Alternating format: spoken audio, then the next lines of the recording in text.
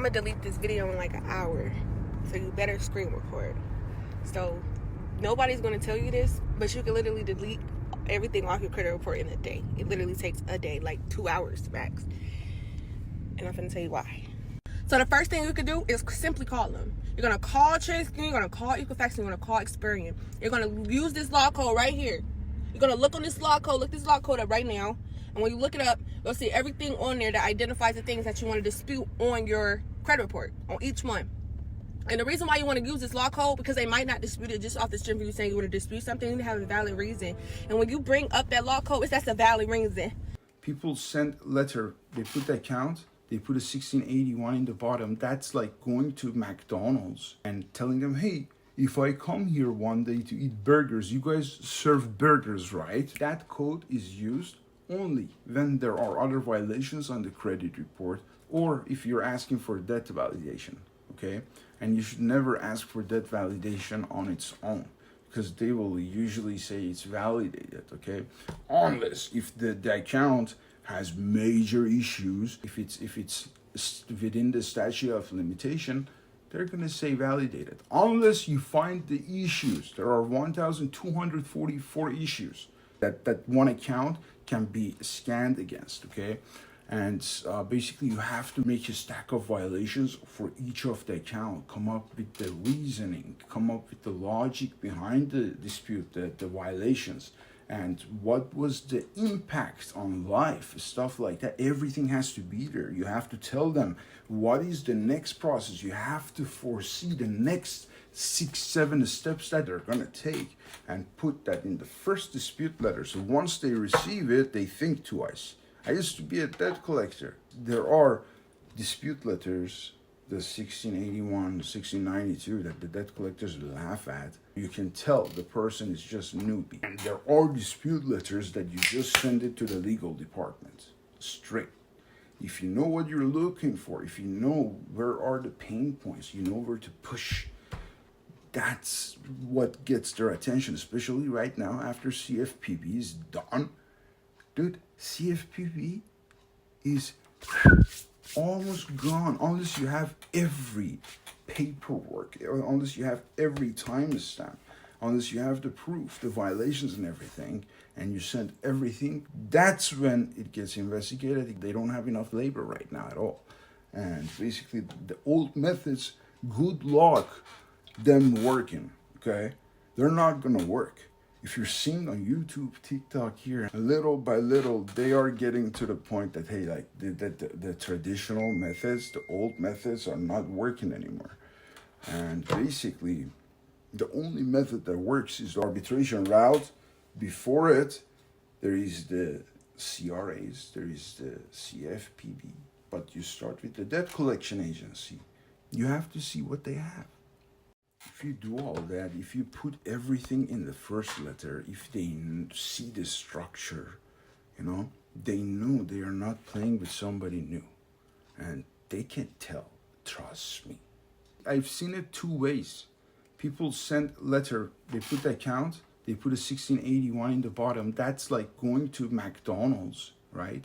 And telling them, hey, if I come here one day to eat burgers, you guys serve burgers, right? You have to put that, but you have to also put the violations of those accounts. If you're just putting the account information and putting 1681, 1692, 1681, you're asking them, hey, this information here, do you have a procedure in place to investigate it if there is any issues? And are you reporting it accurately? They're gonna say validated to the best of their knowledge.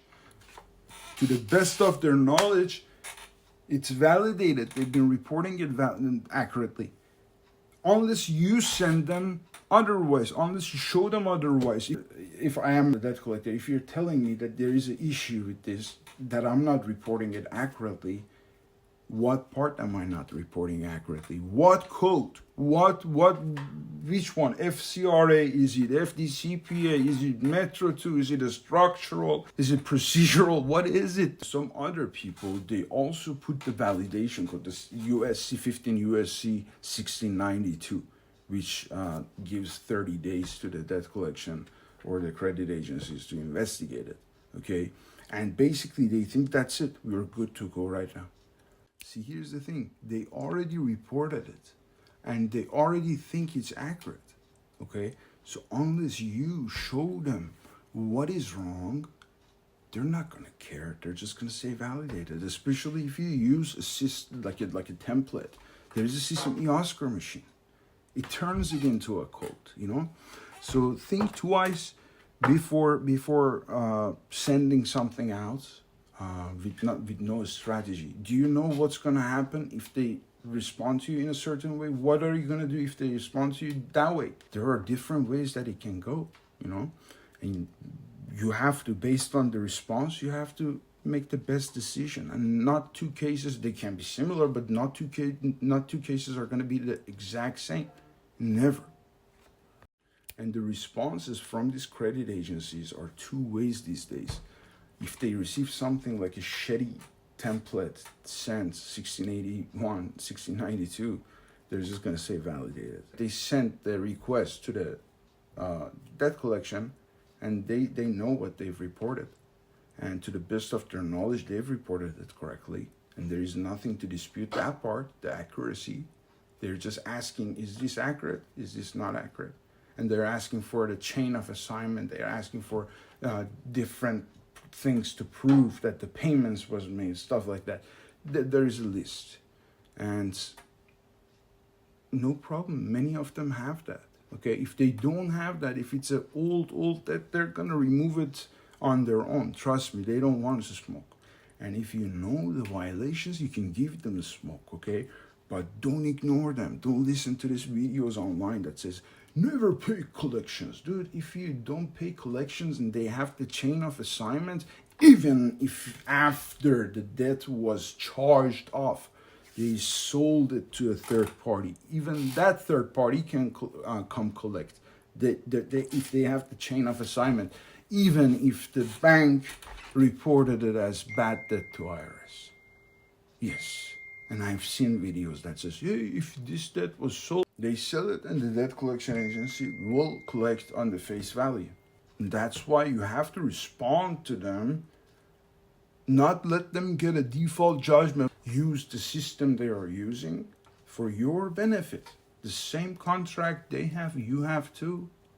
You know they can't sue you, right? 99% of these contracts, they have a arbitration clause for their protection. And you can, if they sue you, just tell them, just file. I'm not an attorney. I'm not giving you legal advice. Do your own research, but you can file them. I would, for myself, file a motion to compel arbitration and continue with the discovery. Find out the violations, dude. There are so many violations. If you know what you're looking for, there are violations on everything. Every account has at least two that has to be on the disputes by default. By default, it has to be there. That takes me to my next point. Like I told you, if you send them a generic dispute letter, they're going to say valid because there is nothing to back it up and there is no referee in the game anymore. The CFPB is almost gone, dude. They say it's there, but it's having so many issues. Fact check it, okay? Fact check what I'm telling you. Let's say you send them a dispute letter that is actually good, okay? But you send it to the credit agencies and not the debt collection agency first. They're gonna say the information is not sent by you. It's frivolous. They're gonna find some issue. It's better to know what the responses are gonna be from them, so you can just shut down those holes so they can't use it as excuses to delay the process for you.